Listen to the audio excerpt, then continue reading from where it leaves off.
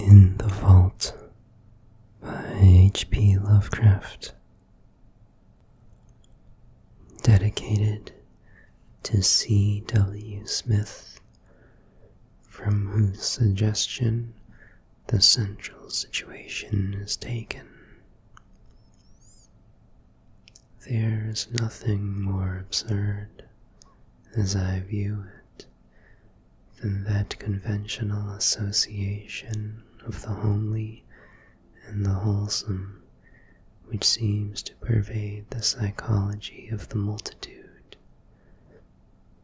Mention a bucolic Yankee setting, a bungling and thick-fibred village undertaker, and a careless mishap in a tomb, and no average reader can be brought to expect more than a hearty, albeit grotesque phase of comedy.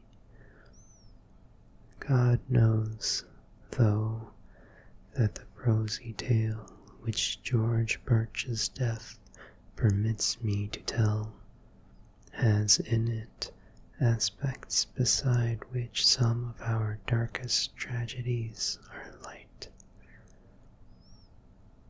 Birch acquired a limitation and changed his business in 1881, yet never discussed the case when he could avoid it. Neither did his old physician, Dr. Davis, who died years ago. It was generally stated that the affliction and shock were results of an unlucky slip, whereby Birch had locked himself for 9 hours in the receiving tomb of the Peck Valley Cemetery, escaping only by crude and disastrous mechanical means. But while this much was undoubtedly true, there were other and blacker things which the man used to whisper to me in his drunken delirium toward the last. He confided in me because I was his doctor, and because he probably felt the need of confiding in someone else after Davis died. He was a bachelor, wholly without relatives. Birch, before 1881, had been the village undertaker of Peck Valley, and was a very calloused and primitive specimen, even as such specimens go. The practices I heard attributed to him would be unbelievable today, at least in a city, and even Peck Valley would have shuddered a bit had it known the easy ethics of its mortuary artist in such debatable matters as the ownership of costly laying out apparel invisible underneath the casket's lid, and the degree of dignity to be maintained in posing and adapting the unseen members of lifeless tenants to containers not always calculated with sublimest accuracy. Most distinctly, Birch was lax, insensitive, and professionally undesirable, yet I still think he was not an evil man. He was merely crass of fiber and function, thoughtless, careless, and liquorish, as his easily avoidable accident proves, and without that modicum of imagination which holds the average citizen within certain limits fixed by taste. Just where to begin Birch's story I can hardly decide. since I am no practiced teller of tales, I suppose one should start in the cold December of 1880, when the ground froze and the cemetery delvers found they could dig no more graves till spring. Fortunately, the village was small and the death rate low, so that it was possible to give all of Birch's inanimate charges a temporary haven in the single, antiquated receiving tomb. The undertaker grew doubly lethargic in the bitter winter, and seemed to outdo even himself in carelessness. Never did he knock together flimsier and ungainlier caskets, or disregard more flagrantly the needs of the rusty lock on the tomb door, which he slammed open and shut with such nonchalant abandon.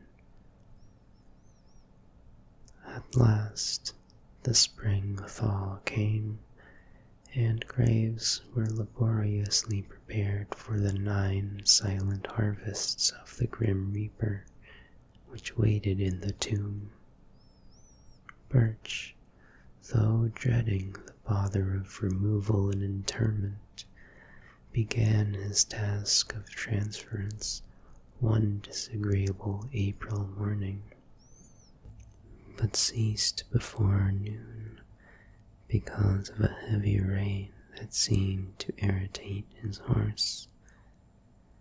After having laid but one mortal tenement to its permanent rest, that was Darius Beck, the nonagenarian, whose grave was not far from the tomb. Burch decided that he would begin the next day with little old Matthew Fenner, whose grave was also nearby, but actually postponed the matter for 3 days, not getting to work till Good Friday, the 15th.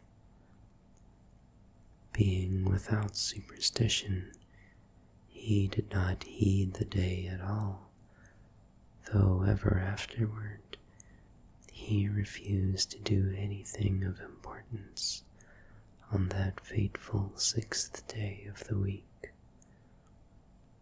Certainly, the events of that evening greatly changed George Birch. On the afternoon of Friday, April the 15th, then, Birch set out for the tomb with horse and wagon to transfer the body of Matthew Fenner. That he was not perfectly sober, he subsequently admitted, though he had not then taken to the wholesale drinking by which he later tried to forget certain things. He was just dizzy and careless enough to annoy his sensitive horse, which as he drew it vicariously up at the tomb, neighed and pawed and tossed its head, much as on that former occasion when the rain had vexed it. The day was clear, but a high wind had sprung up, and Birch was glad to get to shelter as he unlocked the iron door and entered the side hill vault. Another might not have relished the damp, odorous chamber with the 8 carelessly placed coffins, but Birch in those days was insensitive, and was concerned only in getting the right coffin for the right grave. He had not forgotten the criticism aroused when Hannah Bixby's relatives, wishing to transport her body to the cemetery in the city whither they had moved, found the casket of Judge Capwell beneath her headstone. The light was dim, but Birch's sight was good, and he did not get Asaph Sawyer's coffin by mistake, although it was very similar. He had, indeed, made that coffin for Matthew Fenner, but had cast it aside at last as too awkward and flimsy, in a fit of curious sentimentality aroused by recalling how kindly and generous the little old man had been to him during his bankruptcy 5 years before. He gave old Matt the very best his skill could produce, but was thrifty enough to save the rejected specimen and to use it when Asaph Sawyer died of a malignant fever. Sawyer was not a lovable man, and many stories were told of his almost inhuman vindictiveness and tenacious memory for wrongs, real or fancied. To him, Birch had felt no compunction in assigning the carelessly made coffin, which he now pushed out of the way in his quest for the Fenner casket. It was just as he had recognized old Matt's coffin that the door slammed to in the wind, leaving him in a dusk even deeper than before. The narrow transom admitted only the feeblest of rays, and the overhead ventilation funnel virtually none at all, so that he was reduced to a profane fumbling as he made his halting way among the long boxes toward the latch. In this funereal twilight, he rattled the rusty handles, pushed at the iron panels, and wondered why the massive portal had grown so suddenly recalcitrant. In this twilight, too, he began to realize the truth, and to shout loudly as if his horse outside could do more than neigh an unsympathetic reply. For the long-neglected latch was obviously broken, leaving the careless undertaker trapped in the vault, a victim of his own oversight. The thing must have happened at about 3:30 in the afternoon. Birch, being by temperament phlegmatic and practical, did not shout long, but proceeded to grope about for some tools which he recalled seeing in the corner of the tomb. It is doubtful whether he was touched at all by the horror and exquisite weirdness of his position, but the bald fact of imprisonment so far from the daily paths of men was enough to exasperate him thoroughly. His day's work was sadly interrupted, and unless chance presently brought some rambler hither, he might have to remain all night or longer. The pile of tools soon reached, and a hammer and chisel selected, Birch returned over the coffins to the door. The air had begun to be exceedingly unwholesome, but to this detail he paid no attention as he toiled, half by feeling, at the heavy and corroded metal of the latch. He would have given much for a lantern or bit of candle, but lacking these, bungled semi-sightlessly as best he might. When he perceived that the latch was hopelessly unyielding, at least to such meager tools and under such tenebrous conditions as these, Birch glanced about for other possible points of escape. The vault had been dug from a hillside, so that the narrow ventilation funnel in the top ran through several feet of earth, making this direction utterly useless to consider.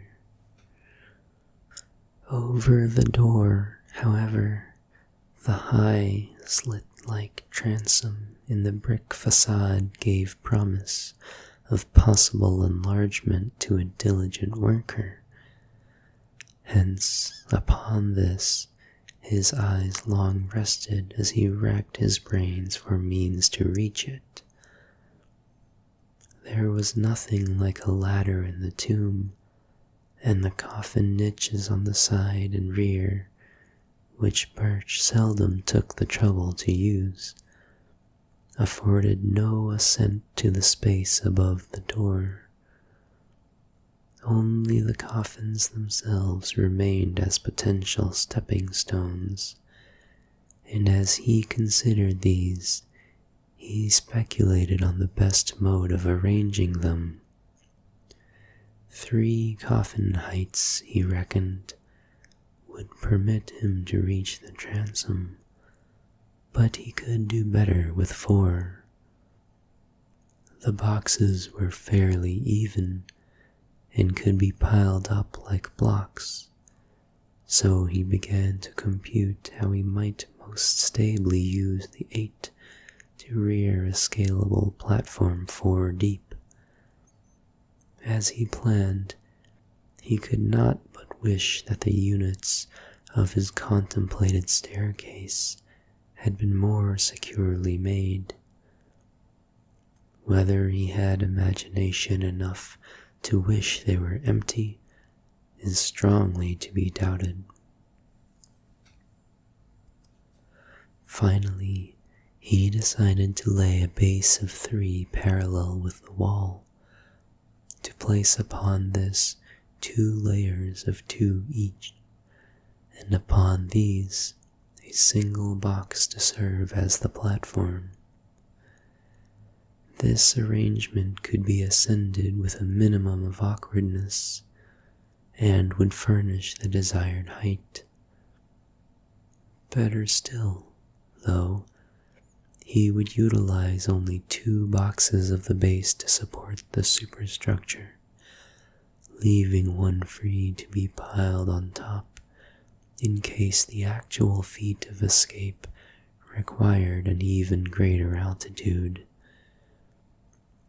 And so the prisoner toiled in the twilight, heaving the unresponsive remnants of mortality with little ceremony, as his miniature Tower of Babel rose course by course.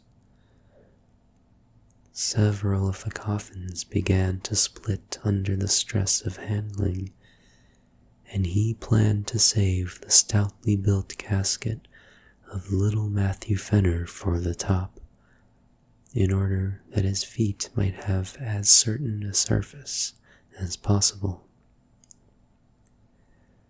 In the semi-gloom, he trusted mostly to touch to select the right one, and indeed came upon it almost by accident, since it tumbled into his hands as if through some odd volition, after he had unwittingly placed it beside another on the 3rd layer.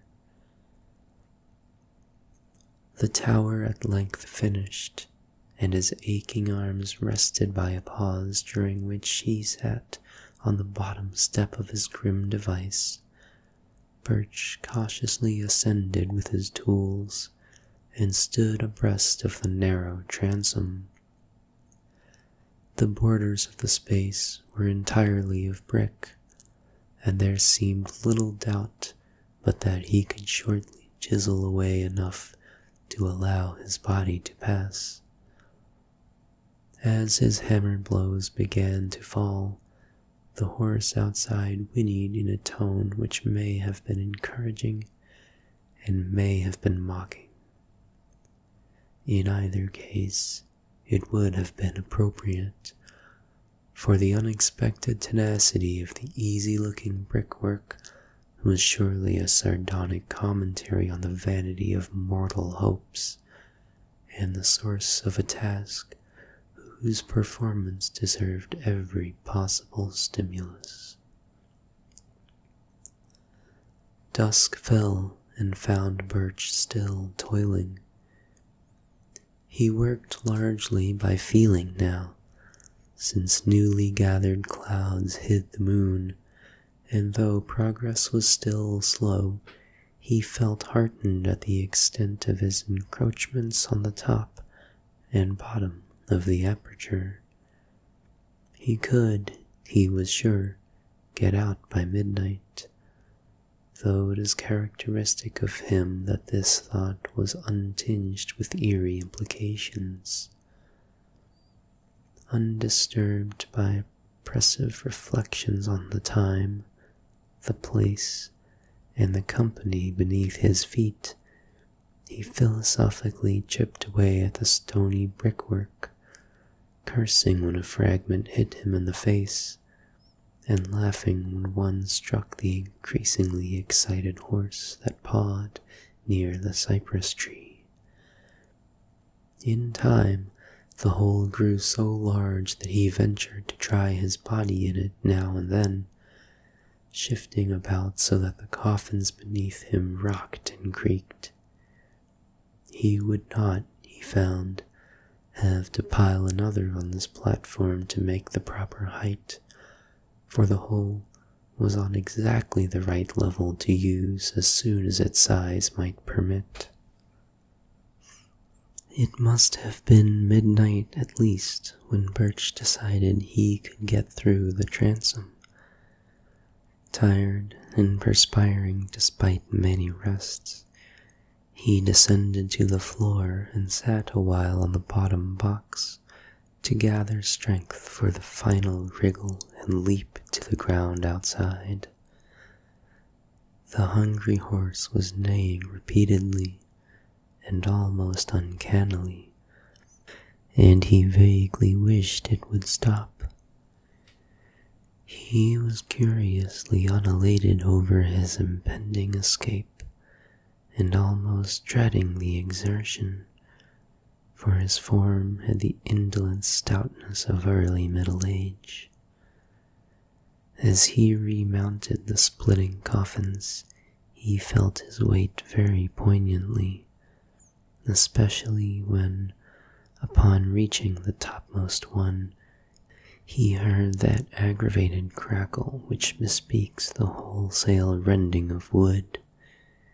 He had, it seems, planned in vain when choosing the stoutest coffin for the platform, for no sooner was his full bulk again upon it than the rotting lid gave way, jouncing him 2 feet down on a surface which he did not care to imagine.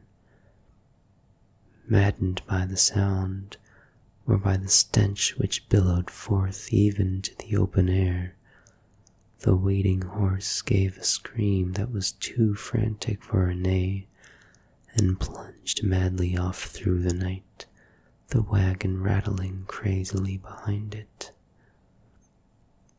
Birch, in his ghastly situation, was now too low for an easy scramble out of the enlarged transom, but gathered his energies for a determined try. Clutching the edges of the aperture, he sought to pull himself up, when he noticed a queer retardation in the form of an apparent drag on both his ankles. In another moment, he knew fear for the first time that night, for struggle as he would, he could not shake clear of the unknown grasp which held his feet in relentless captivity. Horrible pains, as of savage wounds, shot through the calves, and in his mind was a vortex of fright mixed with an unquenchable materialism that suggested splinters, loose nails, or some other attribute of a breaking wooden box. Perhaps he screamed. At any rate, he kicked and squirmed frantically and automatically, whilst his consciousness was almost eclipsed in a half-swoon. Instinct guided him in his wriggle through the transom, and in the crawl which followed his jarring thud on the damp ground. He could not walk, it appeared, and the emerging moon must have witnessed a horrible sight as he dragged his bleeding ankles toward the cemetery lodge, his fingers clawing the black mold in brainless haste, and his body responding with that maddening slowness from which one suffers when chased by the phantoms of a nightmare. There was evidently, however, no pursuer, for he was alone and alive when Armington, the lodge-keeper, answered his feeble clawing at the door. Armington helped Birch to the outside of a spare bed and sent his little son Edwin for Dr. Davis. The afflicted man was fully conscious, but would say nothing of any consequence, merely muttering such things as, "Oh, my ankles, let go," or "shut in the tomb." Then the doctor came with his medicine case and asked crisp questions and removed the patient's outer clothing, shoes, and socks. The wounds, for both ankles were frightfully lacerated about the Achilles tendons, seemed to puzzle the old physician greatly, and finally almost to frighten him. His questioning grew more than medically tense, and his hands shook as he dressed the mangled members, binding them as if he wished to get the wounds out of sight as quickly as possible. For an impersonal doctor, Davis's ominous and awestruck cross-examination became very strange indeed, as he sought to drain from the weakened undertaker every least detail of his horrible experience. He was oddly anxious to know if Birch were sure, absolutely sure, of the identity of that top coffin in the pile, how he had chosen it, how he had been certain of it as the Fenner coffin in the dusk, and how he had distinguished it from the inferior duplicate coffin of vicious Asaph Sawyer. Would the firm Fenner casket have caved in so readily?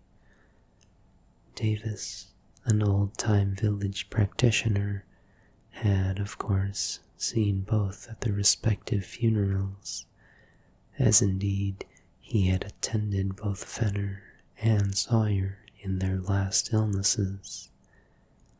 He had even wondered, at Sawyer's funeral, how the vindictive farmer had managed to lie straight in a box so closely akin to that of the diminutive Fenner.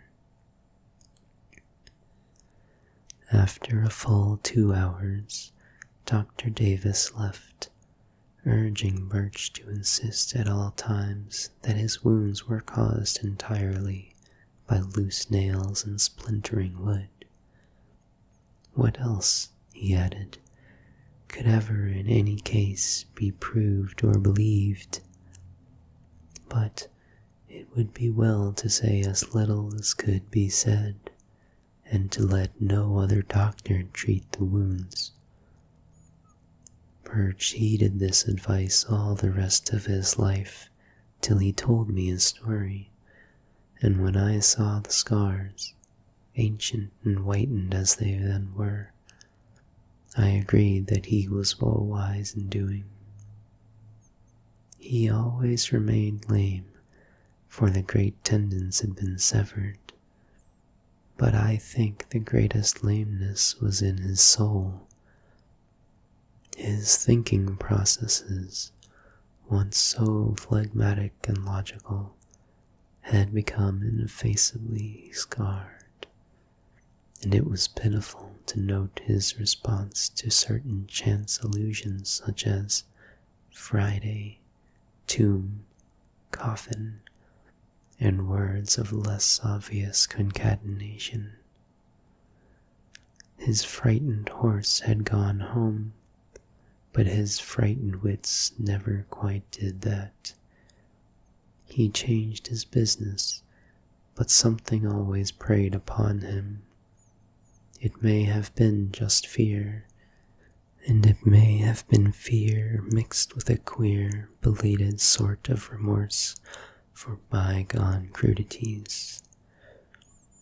His drinking, of course, only aggravated what it was meant to alleviate.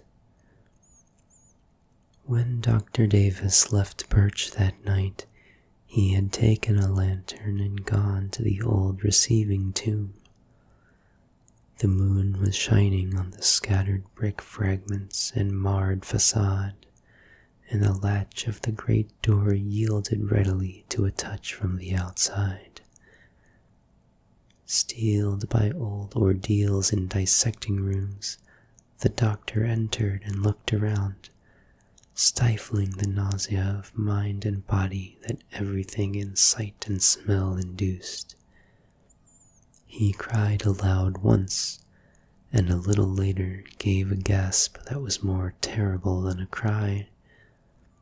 Then he fled back to the lodge and broke all the rules of his calling by rousing and shaking his patient, and hurling at him a succession of shuddering whispers that seared into the bewildered ears like the hissing of vitriol. It was Asaph's coffin, Birch, just as I thought. I knew his teeth, with the front ones missing on the upper jaw. Never, for God's sake, show those wounds. The body was pretty badly gone, but if ever I saw vindictiveness on a face, or former face, you know what a fiend he was for revenge. How he ruined old Raymond 30 years after their boundary suit, and how he stepped on the puppy that snapped at him a year ago last August. He was the devil incarnate, Birch, and I believe his eye for an eye fury could beat old Father Death himself. God, what a rage! I'd hate to have it aimed at me. Why did you do it, Birch? He was a scoundrel, and I don't blame you for giving him a cast-aside coffin, but you always did go too damned far. Well enough to skimp on the thing some way, but you knew what a little old man Fenner was. I'll never get the picture out of my head as I live. You kicked hard, for Asaph's coffin was on the floor. His head was broken in, and everything was tumbled about. I've seen sights before, but there was one thing too much here. An eye for an eye. Great heavens, Birch. But you got what you deserved. The skull turned my stomach, but the other was worse. Those ankles cut neatly off to fit Matt Fenner's cast-aside coffin.